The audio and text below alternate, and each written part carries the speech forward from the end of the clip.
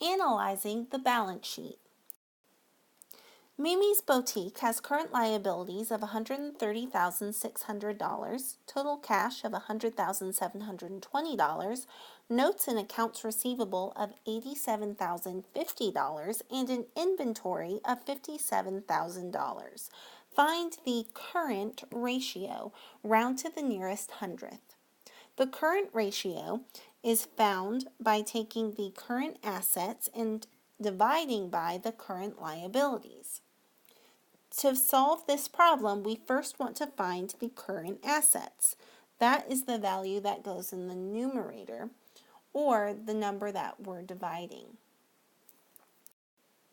Current assets are assets that can quickly be converted into cash. These include cash, accounts receivable, notes receivable, and inventory. So we're going to take the values of cash, which was $100,720. Then add the notes and accounts receivable, which was $87,050. And then we're also going to add the amount of inventory, which was $57,000. When we add those three values together, we'll get the value of current assets. And since I'm completing the formula here, I'm just going to take the current liabilities and put it into the denominator. And the problem tells me that the current liabilities is $130,600. Now we're going to compute this answer by first adding all the values in the numerator position. 100,720 plus 87,050 plus 57,000 gives us a value of $244,770. Next, we're going to take that value and divide by $130,600. When you do that, we get a decimal of 1.874196018. And the problem tells us to round to the nearest hundredth, which means 2 decimal places. So we look at the 4. Since the 4 is less than 5, we leave the 7 as is. And our final answer is 1.87. That is the current ratio.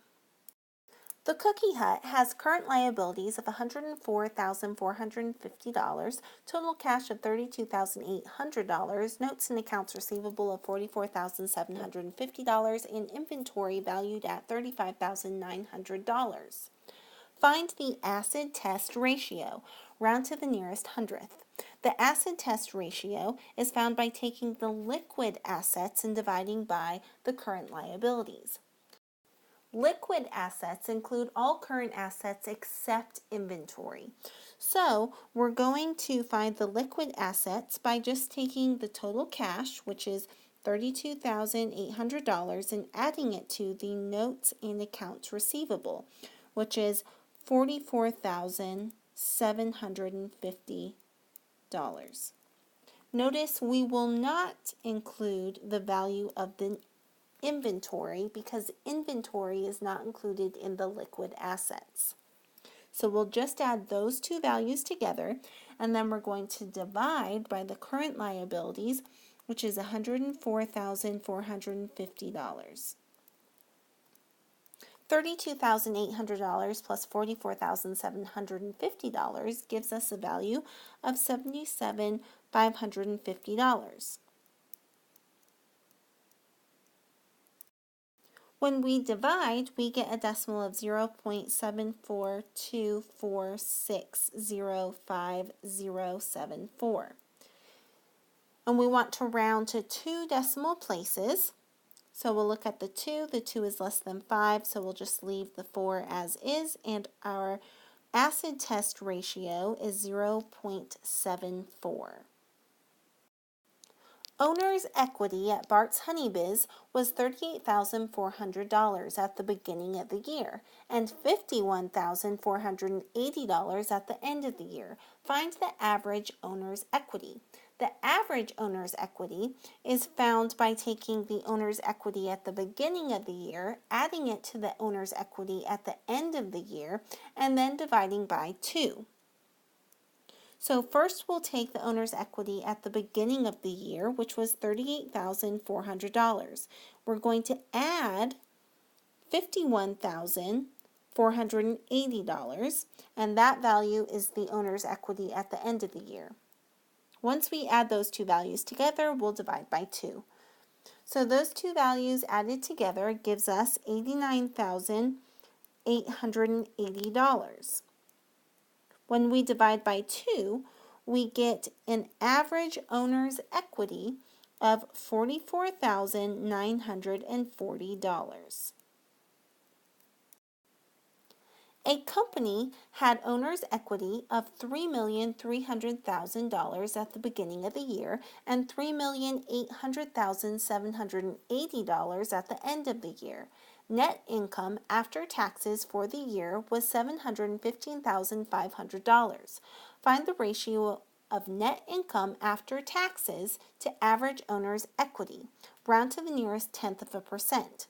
The ratio of net income after taxes to average owner's equity is found by taking the net income after taxes and dividing by the average owner's equity.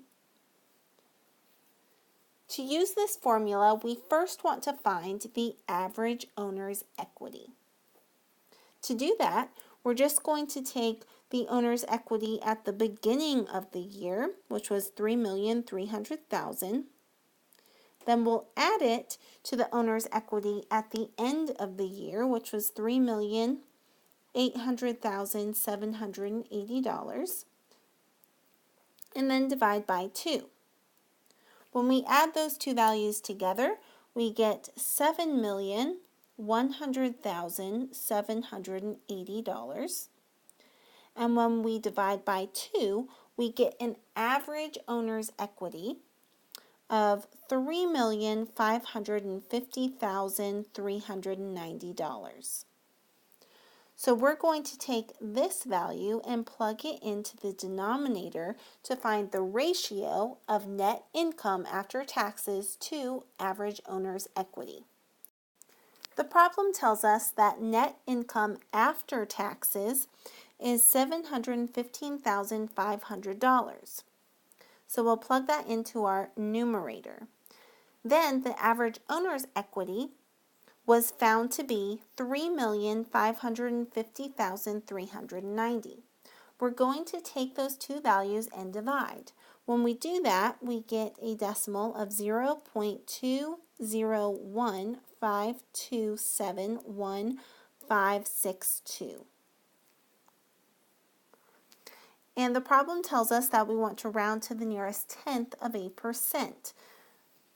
Since it's going to be a percent, we need to multiply this decimal by 100, which moves the decimal point 2 places to the right.